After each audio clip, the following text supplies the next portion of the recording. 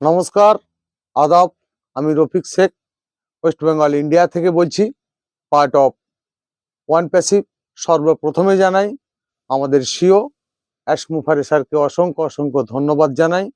তিনি আমাদের কোনো যোগ্যতা, কোনো কালার, কোনো রং না দেখেই যে ফাউন্ডারশিপটা দিয়েছেন এবং সম্পূর্ণ কাজটা আমাদের এআই কাজ করবে। আমরা এখান থেকে একটা বড় সম্মানের জায়গা তৈরি করতে পারবো এবং এখান থেকে আমরা একটা বড় ধরনের আর্নিংও তৈরি করতে পারবো। সারা পৃথিবীর মানুষ আমাদেরকে চিনবে।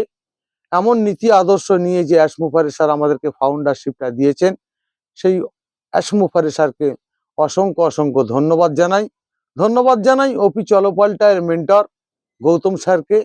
তিনি সুন্দরভাবে, খুব ভালোভাবেই আমাকে তৈরি করেছেন।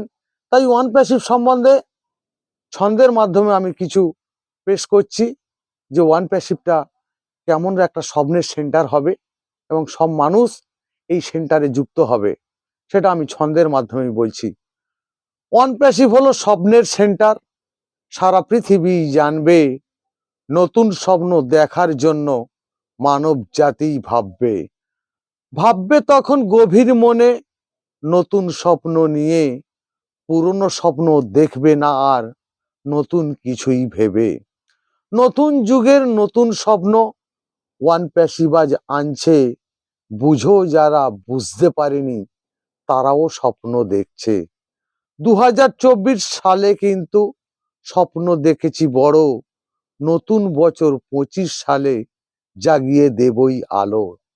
আলোয় আলোয় ভরিয়ে দেব ওয়ান প্যাসিভের ছবি, পাহাড় থেকেই ঝরে পড়বেই অ্যাশ মুফারের ছবি।